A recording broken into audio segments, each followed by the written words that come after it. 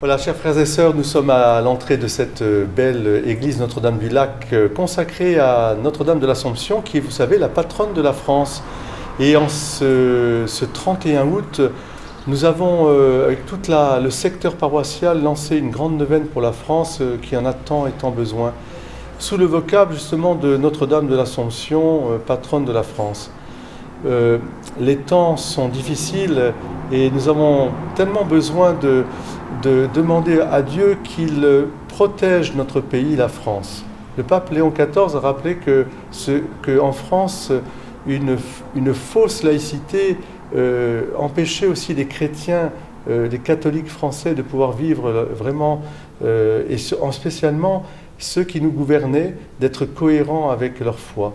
Et je pense qu'il y a vraiment à demander une grâce pour que la France retrouve le chemin de son histoire, de toute l'histoire. Exactement comme au Puy du Fou, eh bien, on présente toute l'histoire de France sans en exclure aucune page, mais en la mettant sous, je dirais, le signe de la providence, car Dieu a aimé la France, il l'aime toujours comme tous les pays, mais il l'a choisi aussi de manière particulière avec les multiples apparitions de la Vierge Marie, les multiples saints qui nous ont été donnés au moment les plus difficiles et les plus critiques pour la France.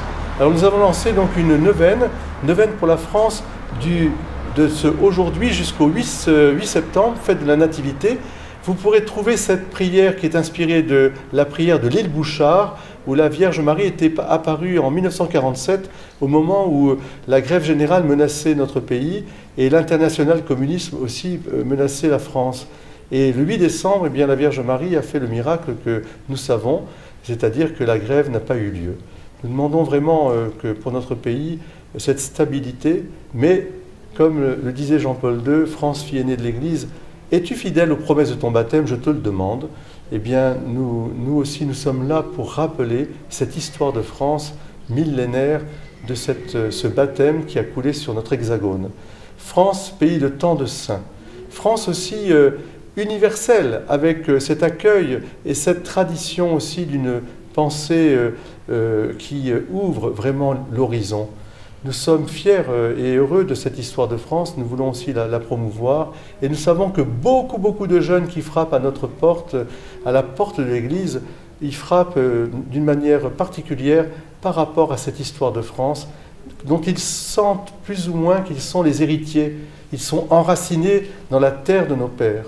Alors c'est tout cela, ce geste historique que nous voulons aussi remettre en valeur à travers cette neuvaine pour la France. Alors, sur le site de la paroisse du Thor, sur le lien Facebook aussi, sur Un curé vous parle, vous trouverez cette prière que je vais maintenant dire à haute voix, d'une manière solennelle. Seigneur Jésus, nous te confions notre pays, la France, et tous ses habitants. Nous te bénissons pour les nombreuses grâces que tu lui as accordées, pour la variété et la beauté de ses paysages, pour les saints qu'elle a donnés au monde, pour sa vocation de fille aînée de l'Église. Que nos responsables politiques soient remplis de sagesse, qu'ils soient désintéressés et déterminés à gouverner avec justice et à promulguer des lois qui respectent la vie et les personnes.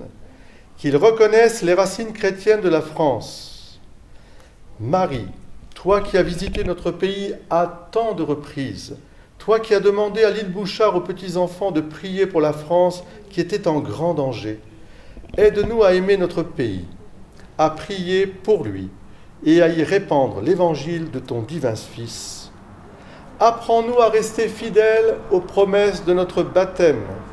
Donne-nous des saintes vocations pour servir l'Église et la société et montre-nous comment dire oui à Dieu toute notre vie. Amen. Reine de France, priez pour nous.